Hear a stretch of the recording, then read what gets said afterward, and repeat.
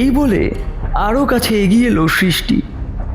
তার আর আমার মাঝের দূরত্বটা ক্রমশই কমতে লাগলো। এইবার সৃষ্টির নিঃশ্বাসের গরম বাতাস এসে পড়ছে আমার শরীরে। আমার বুকের ধুকপুকানিটা কেমন যেন বেড়ে গেল। আমার আর স্মৃতির ঠোঁট আরও কাছাকাছি। আমার পিঠে নখ দিয়ে আঁচড় বসিয়েছে সে। হঠাৎ দূরে দেখতে পেলাম সেই বিদ্যুৎ বন্যা দাঁড়িয়ে রহস্যময় চোখে আমার দিকে তাকিয়ে আছে সে। তার চোখ এতটাই মায়াবী, আমি যেন মোহগ্রস্ত হয়ে পড়লাম। সে হাতছানি দিয়ে আমায় ডাকলো।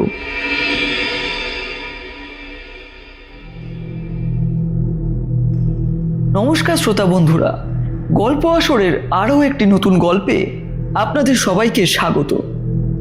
এই গল্পটি প্রাপ্তবয়স্কদের জন্য। আমরা দেখছি আপনারা গল্প শুনছেন অথচ কমেন্টে জানাচ্ছেন না কেমন লাগছে। আপনারা কোথা থেকে দেখছেন অবশ্যই আমাদের কমেন্ট করে জানাবেন। আজকের গল্প থেকে আমাদের প্রশ্ন হলো, সৃষ্টির আনুমানিক বয়স কত? প্রশ্নের উত্তর দিতে গল্পটি সম্পূর্ণ শুনুন এবং শেষে কমেন্টে জানান এর উত্তর। নির্বাচিত একজনকে গল্প আসরের টিম থেকে পুরস্কৃত করা হবে, তাই অবশ্যই কমেন্ট করে জানাবেন। শুরু হচ্ছে আজকের গল্প, মোহিনী।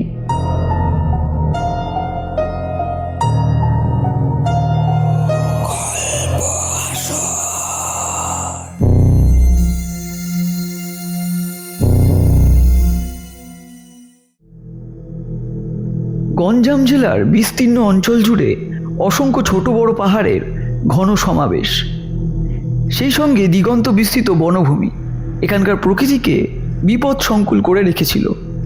এখন অবশ্য সেই বনভূমি আর নেই, তবে অবশিষ্ট যা আছে তা বড় কম নয়। শিবম সিংহারীদের গঞ্জাম জেলার শেষ প্রান্তে গভীর বনপ্রদেশে একটি বন বাংলো ছিল। তার প্রাকৃতিক পরিবেশ এমনই যেখানে দিন মানেও সূর্যের আলো ঠিকমতো প্রবেশ করতো না।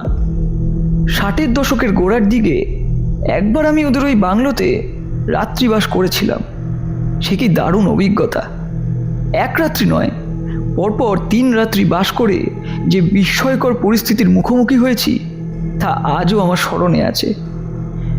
এক এক সময় আমার মনে হয়, আমি কি সত্যিই সেখানে গিয়েছিলাম, নাকি স্বপ্নের মধ্যে দিয়ে কল্পনায় তা অনুভব করেছি। আমার বয়স তখন 25 বছর। হঠাৎ করেই দেখা হয়ে গেল শিবমদের সঙ্গে। ও আমারই বয়সী। আমি রেলের চাকরি ছেড়ে অন্য চাকরিতে বহাল হয়েছি। শিবমও রেলের গ্যাংম্যানের দায়িত্ব থেকে অব্যাহতি নিয়ে পলাশায় কেবিনম্যানের চাকরি নিয়েছে। দুজনে আমরা একই সঙ্গে কাজ করেছি ভদ্রকে।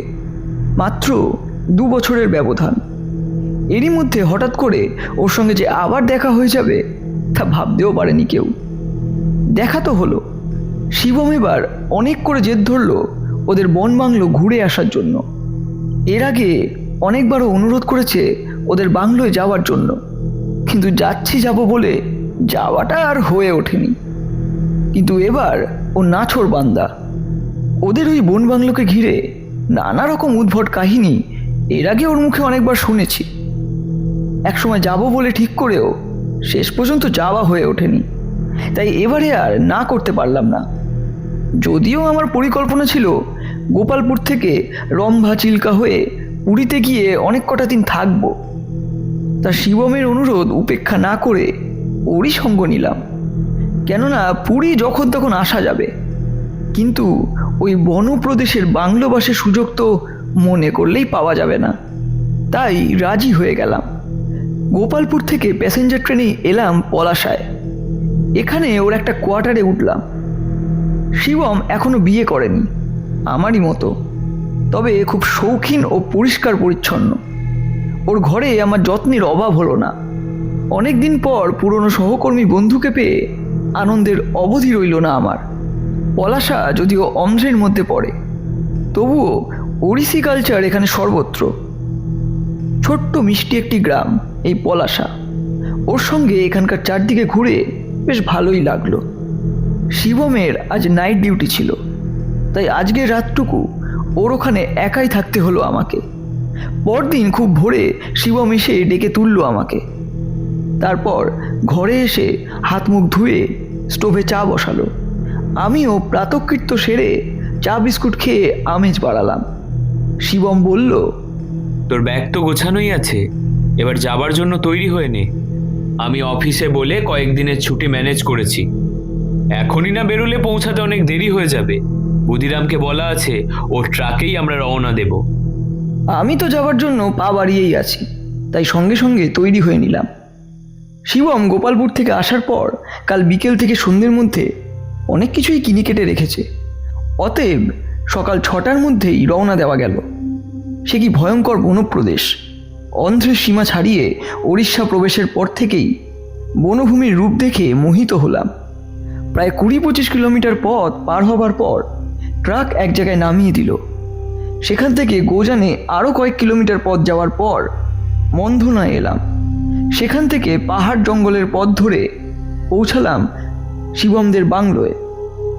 অবহেলায় প্রায় পরিত্যক্ত বাংলো, বহুদিনের পুরনো, তাই জরাগ্রস্ত। আমরা যেতেই এদেশীয় উপজাতি সম্প্রদায়ের এক মেয়ে ছুটে এলো। তাকে দেখে খানিকটা অবাক হলাম। এই জঙ্গলের মধ্যে এমন এক যুবতী মেয়ে একা থাকে? মনের মধ্যে প্রশ্ন জাগল। মেয়েটিকে দেখতে শ্যামবর্ণ, মাথার চুল কালো, ঢেউ খেলানো, মুখশ্রী ভারী মিষ্টি এবং লাস্যময়ী। পরনে একটি শাড়ি, শাড়িটি পরেছে হাঁটুর একটু নিচ পর্যন্ত, পায়ে লাল আলতা। শাড়ির আঁচলের নিচ থেকে সুগভীর নাভি দৃশ্যমান। সে শাড়ি দিয়ে তার বক্ষদেশ ঢেকে রেখেছে। তার আকর্ষিত বক্ষযুগলের ভার বহন করতে খানিকটা অক্ষমই মনে হলো সেই শাড়িটির। এক কথায় তার ঠিকরে পড়া যৌবন আমাকে খুব আকর্ষণ করল। এমন সময় ঠোঁট দিয়ে একটা হাসি খেলে গেল মেয়েটির। ঠিক তখনই হাতে একটা টান অনুভব করতে ধাতস্থ হলাম। শিবম ও আমার হাত থেকে ব্যাগ ইত্যাদি যা ছিল সে তা নিয়ে নিল। তারপর হাঁক দিল, ডিংরু, এ ডিংরু। অমনি 12-13 বছরের একটি ছেলে ছুটে এলো সেখানে। তারপর ওই যুবতীর সঙ্গে বাংলোয় ঢুকে গেল। শিবম বলল, এই যে মেয়েটাকে দেখলে, ওর নাম সৃষ্টি। উপজাতি সম্প্রদায়ের মেয়ে হলেও ও কিন্তু বুনো নয়, বেশ সভ্যভদ্র। এই বাংলোতেই থাকে। ওদের পরিবারের কোনো লোকজন এলে তাকেও থাকতে দেয়। বছরে 120 টাকা ওকে দিই, তাতেই যেন বর্তে যায়। আমি বা আমার কেউ এলে অনেক ফাই ফরমাস খাটে। একবার একটা চিতাবাঘকে এমন ঘায়েল করেছিল, সে এক রোমহর্ষক ব্যাপার। আমি বললাম, আমার মতো শহুরে জীবনে অভ্যস্ত লোকের পক্ষে এই জায়গা স্বর্গবাসের মতো, কিন্তু এটা তোমাদের কোনো কাজে লাগে? কোনো কাজে লাগে না, শুধু হেডেক বাড়ায়। আমার বাপ ঠাকুরদার বাংলো এটা, তাই মায়া কাটাতে পারিনি। তাহলে বিক্রি করে দিতে পারো তো। কিনবে কে? কার এত পয়সা সস্তা যে এই জঙ্গলে বাংলো কিনে ছুটি কাটাতে আসবে? আমাদের কথাবার্তার মধ্যেই মেয়েটি অর্থাৎ সৃষ্টি এক মুখ হাসি দিয়ে হাতছানি দিয়ে ডাকলো। প্রথমে ভাবলাম ও হয়তো আমাকে ইশারা করছে, কিন্তু আমার ভুল ভাঙতে বেশিক্ষণ সময় লাগলো না। তারপর দেখলাম আমাদের দুজনকেই ভেতরে যাওয়ার আমন্ত্রণ করছে। আমরা দুজনেই ওর আমন্ত্রণে সাড়া দিয়ে ভেতরে গেলাম। বাংলোয় মাত্র 2টি ঘর, বেশ পরিষ্কার পরিচ্ছন্ন। দেখেই মনে হলো সৃষ্টি এর খুবই যত্ন নেয়। নেবে নাই বা কেন? শিবম তো আসে বছরে 1বার কি 2বার, তারপর তো বাংলো ফাঁকাই থাকে। এর ভোগ দখল সৃষ্টিই করে। বাংলোর মধ্যে আসবাব বলতে তেমন কিছু নেই। একটা ঘরে একক শয্যায় 2টো খাট, আরেকটি ঘরে 4 জন শোয়ার মতো খাট, আর 2 ঘরে 2টি মাত্র আয়না। ছোট্ট ডাইনিং টেবিলের একপাশে রাখা আছে 4টে ফোল্ডিং চেয়ার। শিবম যাবার সময় প্রয়োজনীয় অনেক কিছুই সঙ্গে নিয়ে এসেছিল, যেমন চা, চিনি, কেক, বিস্কুট, মিল্ক পাউডার ইত্যাদি। তাই আমরা যাওয়া মাত্রই চটপট আমাদের জন্য চা তৈরি করে ফেললো সৃষ্টি। সেই জলে আমরা মুখ হাত পা ভালো করে ধুয়ে তারপর মেজাজ নিয়ে বসলাম চা খেতে। সৃষ্টি একটি চেয়ার টেনে আমাদের সঙ্গে চা পর্বে যোগ দিল। ডুংরু চা খায় না, তাই এক টুকরো কেক পেতেই ও খুব খুশি। শিবম আমার সঙ্গে সৃষ্টির পরিচয় করিয়ে দিল। বলল, এই বাবুজি বনে জঙ্গলে ঘুরে বেড়াতে খুব ভালোবাসে, তাই এখানে নিয়ে এলাম। পারলে একটু বেশি আদর যত্ন করিস। শিবমের কথা শুনে ঠিক করে হেসে ফেলল সৃষ্টি। তারপর আমার দিকে তাকিয়ে বলল, তুমি খুব ভালো। আমি বললাম, কি করে বুঝলে? আমি মুখ দেখে বুঝতে পারি। শিবম বলল, বেলা তো অনেক হয়েছে, তা এখন কি রান্না করবি সেটা বল। তাহলে একটা মুরগা ধরে আনি। আমি বললাম, ওসব রাতের জন্য থাক, এখন শুধু আলু ভাতে আর ভাত খাবো। শিবম বলল, সেই ভালো, রাতে মাংস আর রুটি খাওয়া যাবে। ঘরে স্টোভের ব্যবস্থা থাকলেও সৃষ্টি তখনই বাইরে একটা চালা ঘরে কাঠের জালে ভাত বসালো। নভেম্বরের শেষ, তাই প্রচণ্ড ঠান্ডা তখন, তার উপর এই দীর্ঘ পথযাত্রার ক্লান্তি। তবুও শিবমকে বললাম, কি গো, তোমার এখানে স্নানের ব্যবস্থা কীরকম? শিবম বলল, এই ঠান্ডায় এত অবেলায় স্নান করবে? বললাম, ওতে কিছু হবে না, একটু স্নান না করলে শরীরে বরং অস্বস্তিই হবে। তাহলে একটা কাজ করো, বাঁদিকের পথ ধরে খানিকটা এগোলেই ছোট একটা ঝর্ণা দেখতে পাবে। ওর নাম বকুলধারা। ওর জলেই এখানকারের স্নান খাওয়া সবকিছু হয়। খুব মিষ্টি জল ওর, খেলে মনে হবে অমৃত পান করছি। শিবমের কথা শেষ হতেই এক গেলাস জল নিয়ে ঘরে ঢুকলো সৃষ্টি। জলটা এমনভাবে দরদ নিয়ে আমার দিকে এগিয়ে দিল যেন মনে হলো সৃষ্টির সাথে আমার অনেক দিনের পরিচয়। তারপর বলল, এই নাও জল। আমি এক চুমুকে সবটুকু জল খেয়ে ফেললাম। সৃষ্টি এবার ডুংরুকে বলল, যা তোরে ডুংরু, বাবুজিকে বকুলধারায় নিয়ে যা। ডুংরু সেখানেই ছিল। সৃষ্টির কথায় বেশ তৎপর হয়েই আমাকে বলল, আসো। মজার কথা, এই বনু প্রদেশে বাস করলেও এদের কথায় কোনো টান নেই। বেশ পরিষ্কারভাবেই কথা বলে এরা, বাংলা বোঝে, বাংলা বলেও। আমি ডুংরুকে নিয়ে এমন এক জায়গায় এলাম যেখানে গিয়ে মনে হলো যেন সত্যিকারের এক স্বর্গলোকে এসে পড়েছি।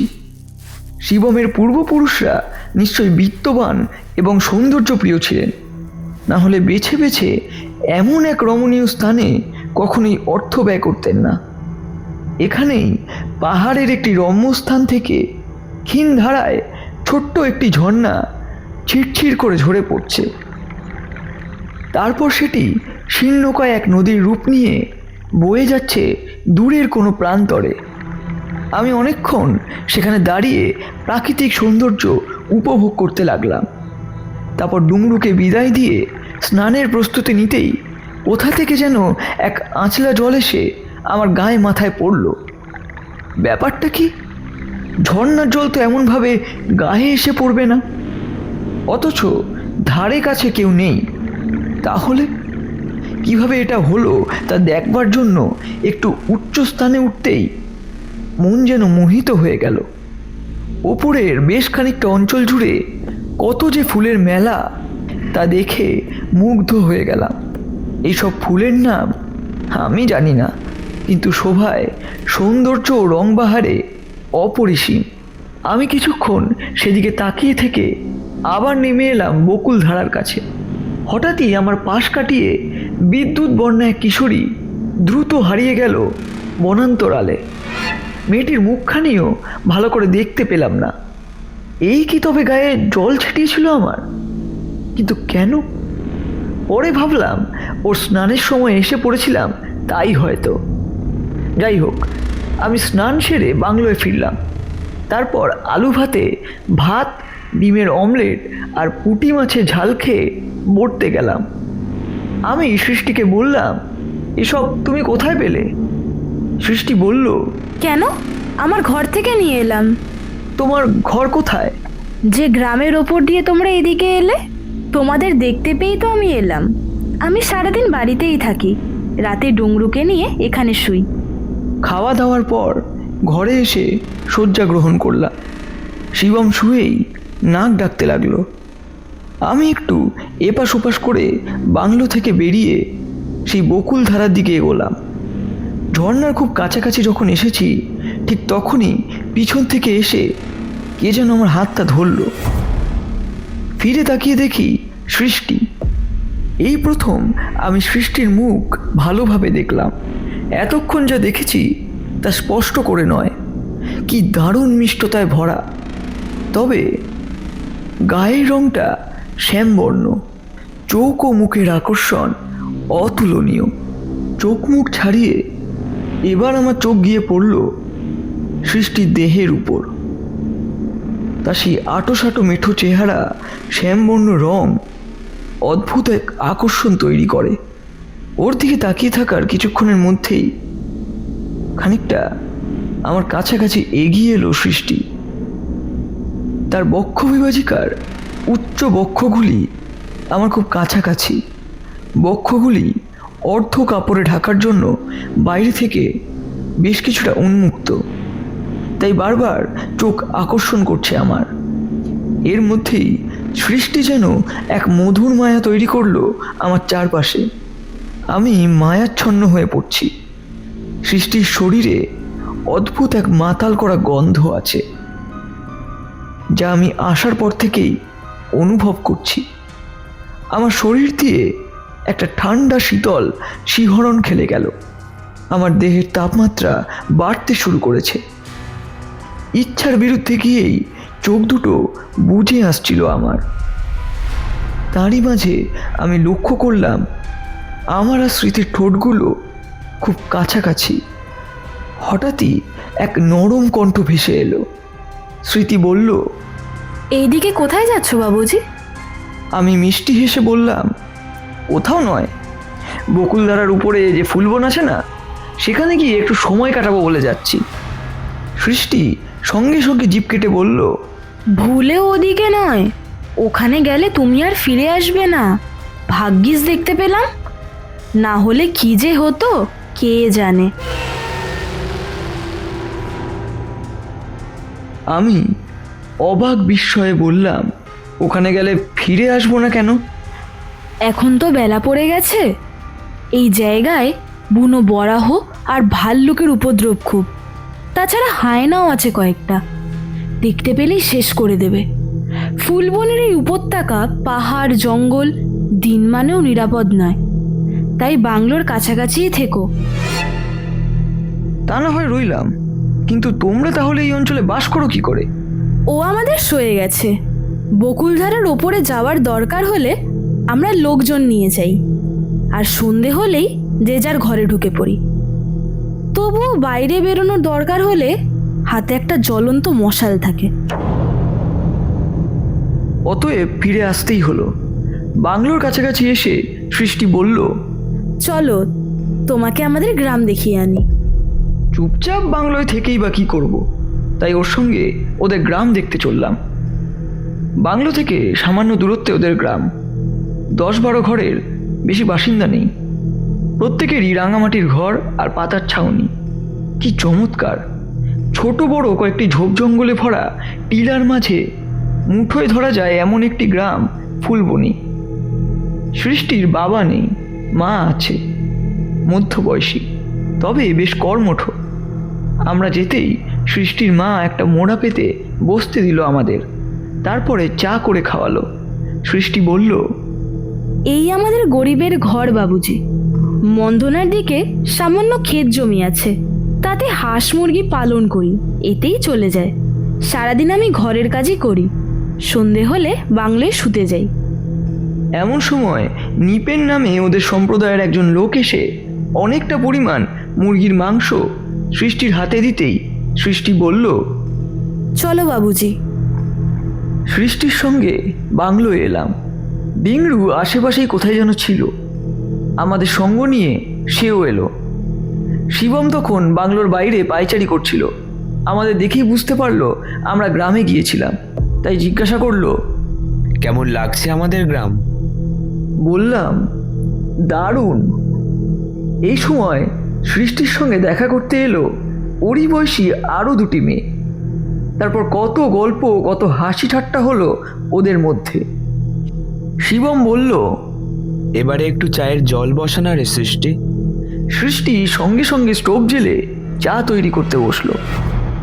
সকলের জন্যই অবশ্য করলো। আমরা সবাই মিলে চা খেলাম। মেয়েরা এবার স্মৃতির কানের কাছে কি যেন ফিসফিস করে বলতেই স্মৃতি তাকালো আমার দিকে, যেন কিছু একটা বলতে চায় আমায়।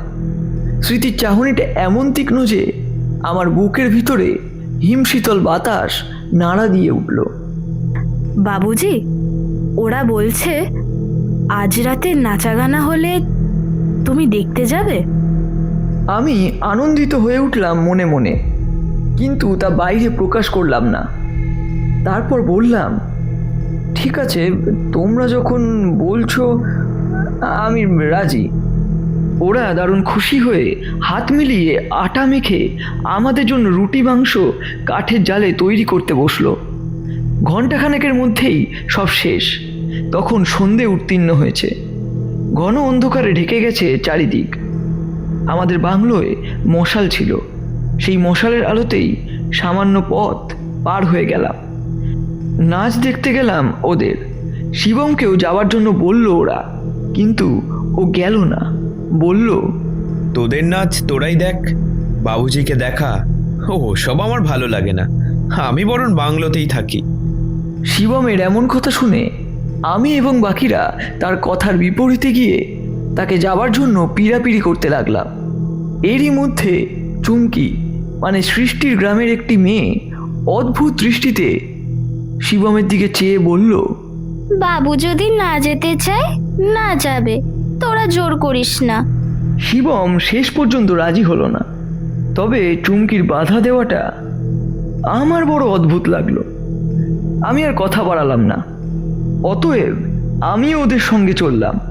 ছোট্ট পাহাড়ি গ্রামের সহজ সরল মেয়েরা কি নাচি না নাচলো সে রাতে। সৃষ্টিও নাচলো। ওরা 4 জন, সৃষ্টিকে নিয়ে 5। সৃষ্টি নাচতে নাচতে বারবার আমার দিকে চাইছিল। তার চাহনিতে আমার বুকের রক্ত যেন তোলপাড় করছিল। আমি যেন কেমন স্মৃতির নাচ দেখে মোহগ্রস্ত হয়ে উঠছি। তার ওই ভরা যৌবনের দেহটা নাচের তালে তালে দুলছে। স্মৃতির শরীরের সবচেয়ে আকর্ষিত অঙ্গ হলো তার চোখ এবং সুডল ভরাট স্তন যুগল। আমি যেন বারবার মেয়েটাকে নিয়ে উল্টো পাল্টা ভাবছিলাম, কেন যেমন হচ্ছে আমার সাথে। রাত একটু বেশি হয়ে গেল। সৃষ্টি আমাকে পৌঁছতে এলো বাংলোতে। বাংলোর পিছনের ঘরের কাছাকাছি আসতেই কানে যেন একটা অদ্ভুত শব্দ এলো। শব্দটা একটা গোঙানির। আমি আর স্মৃতি নিজেদের দিকে চোখ চাওয়াচাই করলাম। শব্দটি আসছে বাংলোর ভিতর থেকেই। আমরা খানিকটা এগিয়ে গেলাম। তারপর লক্ষ্য পড়ল খোলা জানলাটার দিকে। জানালাতে অতি সাবধানে আমি চোখ দিলাম। তারপর যা দেখলাম তা দেখে আমি একটু স্তম্ভিতই হয়ে গেলাম। ঘরের মধ্যে একটা হ্যারিকেন জ্বলছে। তার আলো গিয়ে পড়েছে শিবমের মুখ ও খালি গায়ের উপর। সেই আলোতে দেখলাম একটা নারী শরীর পেঁচিয়ে ধরেছে শিবমকে। সেই নারীর মুখ দেখা যাচ্ছে না। সেই নারীর দেহকে বিছানায় শুয়ে দিল শিবম। তারপর সেই নারী দেহের উপর সরীসৃপের মতো শুয়ে পড়ে যেন চাটতে লাগলো দেহটাকে।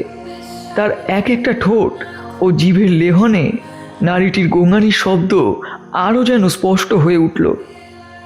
এবার সৃষ্টি আমার হাতটা ধরে হালকা টান দিতেই আমি তার দিকে তাকালাম। সৃষ্টি বলল, ঘরের মধ্যে কি হচ্ছে? কই দেখি আমি। আমায় সরিয়ে দিয়ে জানলা দিয়ে উকি দিল সৃষ্টি। ঘরের সেই দৃশ্য দেখে লজ্জায় রাঙা হয়ে গেল ওর মুখ। সে আমার বুকে মাথা গুজল। তারপর আস্তে করে বলল, এটা তো চুমকি। ওর কথায় আমি একটু অবাক হয়ে আমি আবার উকি দিলাম জানলায়। এইবারে মেয়েটার মুখটা স্পষ্ট হলো আমার কাছে। হ্যারিকেনের আলো গিয়ে পড়েছে মেয়েটার মুখের উপর। ওদের দেখে বুঝলাম এবার চুমকির এই বাংলো থেকে যাবার পালা। তাদের শারীরিক ক্রিয়াকলাপ সম্পন্ন হয়েছে। দুজনের মুখেই তৃপ্তির ছাপ স্পষ্ট। চুমকি আস্তে আস্তে সাবধানে দরজাটা খুলে বেরিয়ে গেল। শিবমও নিজের উন্মুক্ত শরীর পোশাকে ঢেকে ফেলল। এখনো আমার বুকে মাথা গুজে আছে সৃষ্টি। জানলা থেকে খানিকটা দূরত্বে গিয়ে আমরা দুজনেই যেন কেমন বাকরুদ্ধ হয়ে পড়লাম। নীরবতা ভেঙে সৃষ্টি বলল, বাবুজি যখন আসে তখন চুমকিও আসে। তোমার কি রাগ হয়? না। এই বলে আরও কাছে এগিয়ে এলো সৃষ্টি।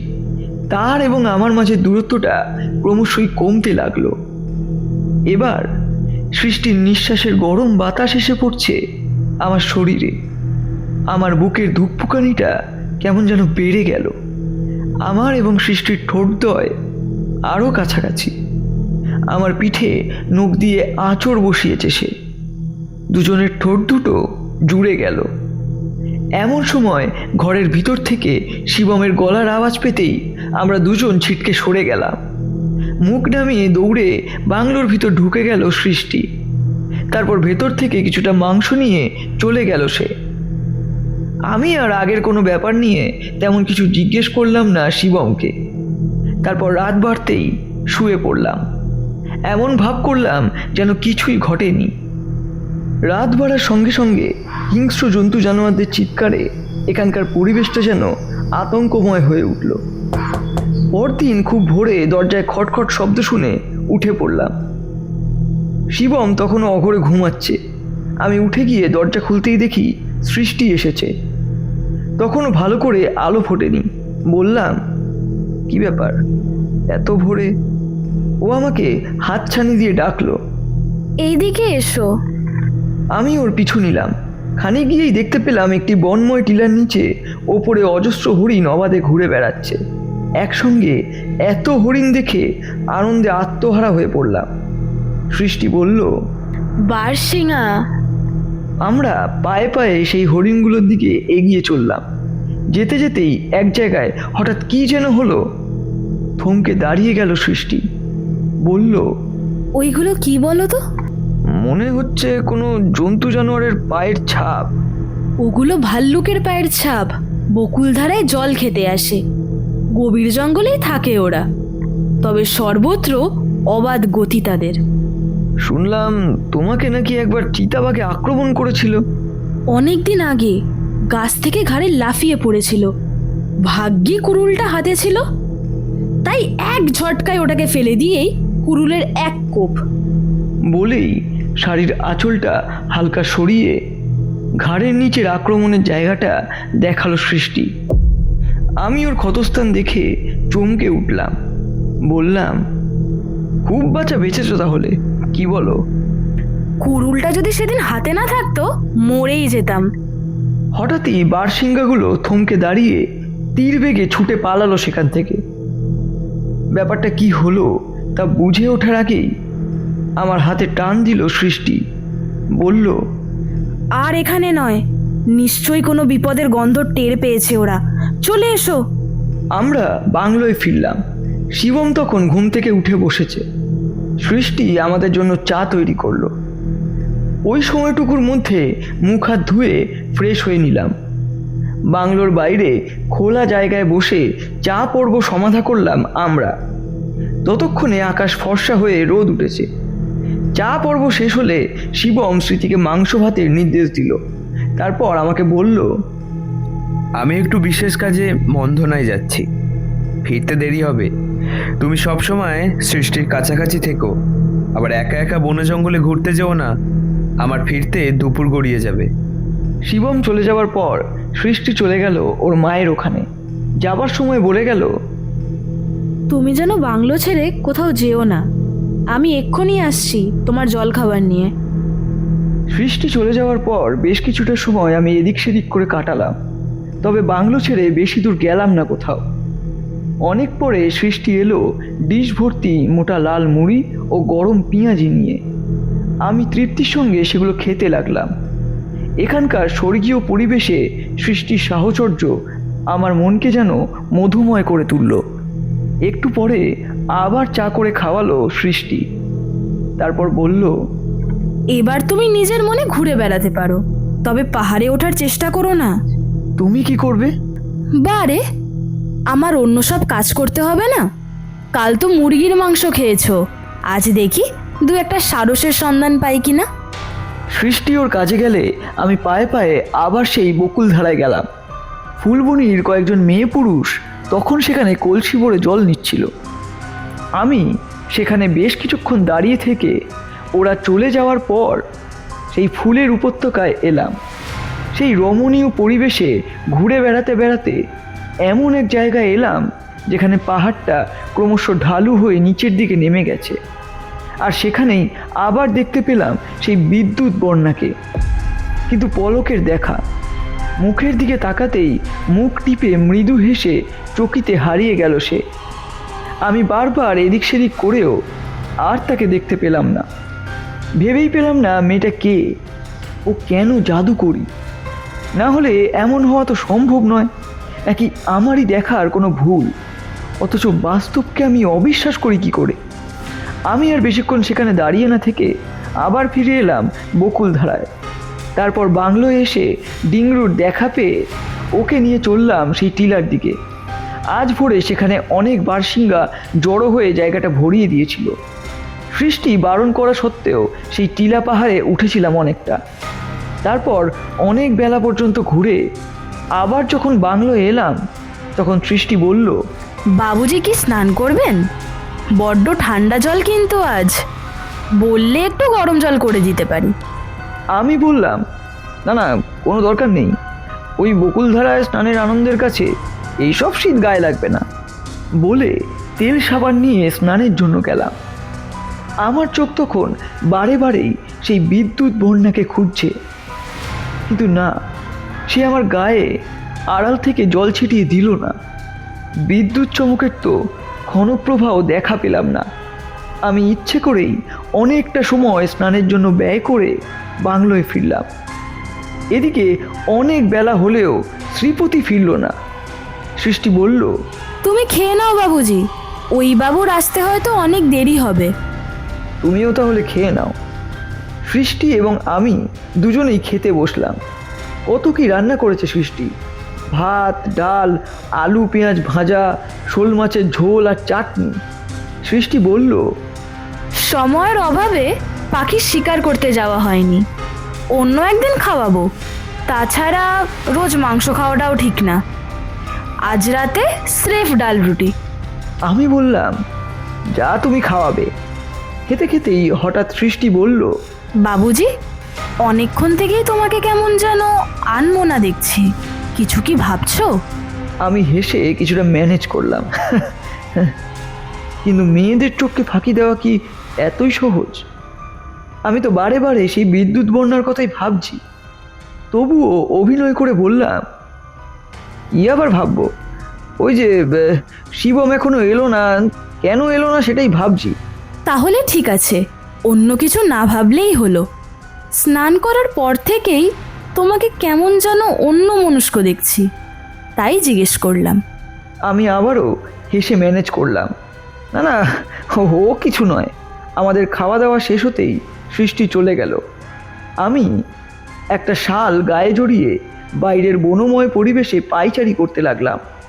দেখতে দেখতেই সন্ধে হয়ে এলো। সৃষ্টিকে আসতে দেখা গেল ডিংরুকে নিয়ে। সৃষ্টি এসেই বলল, আর বাইরে থাকা নয়, এখন আর হরিণের দল আসবে না, বাঘ ভাল্লুকও আসতে পারে। অতএব বাংলোয় প্রবেশ করলাম। সৃষ্টি কেরোসিনের চিমনি জেলে ঘর আলো করলো। তারপর চা বসালো। চা খেতে খেতেই সৃষ্টি বলল, ওই বাবুজি না এলে এই ঘরে একা থাকতে তোমার ভয় করবে না? আমি ভয়ে ভয়েই বললাম, হ্যাঁ মানে তা তো করবেই, কিন্তু কি যে হলো শিবমের। সৃষ্টি বলল, আজ না হয় কাল আসবে। ঠিক আছে, যদি রাতে না ফেরে ডিংরুকে নিয়ে আমি পাশের ঘরে থেকে যাব, একা থাকতে হবে না তোমাকে। এতক্ষণে যেন বুকে বল পেলাম আমি। ওইদিকে বিদ্যুৎ বন্যা আর এদিকে সৃষ্টি, দুজনেই আমার মনকে আচ্ছন্ন করেছে। এখানে এসে সৃষ্টির মায়ায় এমনভাবেই জড়িয়ে পড়েছি যে শিবম আসুক চাই না আসুক, আমি সময় পেলে নিজেই চলে আসবো এখানে, এমনই পরিকল্পনা আমার। সৃষ্টি খুব তৎপরতার সঙ্গে ডাল রুটি তৈরি করে ফেলল। এরপর অনেক রাত পর্যন্ত গল্প করেই দুজনে কাটালাম। রাত বেশি হলে ডিংরুকে সাথে নিয়ে পাশের ঘরে শুতে গেল সৃষ্টি, আমি আমার শয্যায়। সে রাত বেশ ভালোভাবেই কেটে গেল। পরদিন ভোরে আমাকে চা খাইয়ে বিদায় নিল সৃষ্টি। ডিংরু গেল ওর সঙ্গে। আমি বাংলোয় একা। শিবম কাল কেন যে ফিরল না তা ভেবেই অস্থির হলাম। আজও যদি না ফেরে তাহলে তো চিন্তার আর শেষ থাকবে না। ভোরের আবছা ভাব কেটে রোদ ওঠার পর সৃষ্টি এসে আমাকে এক প্লেট হালুয়া দিয়ে গেল। ওর সঙ্গে ছিল তীর ধনুক। ও বলল, তুমি এখানেই থাকো বাবুজি, আমি যাচ্ছি পাখি শিকার করতে। ওই বাবুজি যদি এসে কাউকে না দেখে চিন্তা করবে। বলে চলে গেল। কথাটা ঠিক। আমি হালুয়া খেয়ে বাংলোর সামনে খানিকটা পায়চারি করে আবার এলাম সেই বকুলধারার ঝর্ণাতলায়। আমার মনোবাঞ্ছা এবার পূর্ণ হলো। বকুলধারার ঠিক বিপরীতে ঠিক যেন হঠাৎ আমার মুখের ওপর একটা আলো এসে পড়ল। আয়নার কাছে সূর্যের আলো লেগে তার প্রতিফলন হলে যেমন হয় ঠিক সেই রকম। আমি চোখ বাঁচিয়ে ওপর দিকে তাকাতেই দেখি সেই লাবণ্যবতী বিদ্যুৎ বন্যা, তার হাতে স্ফটিক পাথরের যেন হীরকের দুতি। মেয়েটা কি যেন খেয়ালের বসে পাথরটা গড়িয়ে দিল আমার দিকে। আমি সেটা কুড়িয়ে নিয়ে ওপর দিকে তাকাতেই সে উধাও হয়ে গেল। মূল্যবান পাথরটা এক জায়গায় রেখে ওর খোঁজে উঠে পড়লাম উপরে, কিন্তু কোথায় কে? যাই হোক, অযথা আলিয়ার পিছনে না ছুটে নিচে এলাম। বাংলোয় ফিরে দেখলাম শিবম এসেছে। আমাকে দেখে ও জিজ্ঞাসা করলো, কাল কোনো অসুবিধা হয়নি তো? আমি বললাম, কিছু মাত্র না, কিন্তু তুমি এলে না কেন?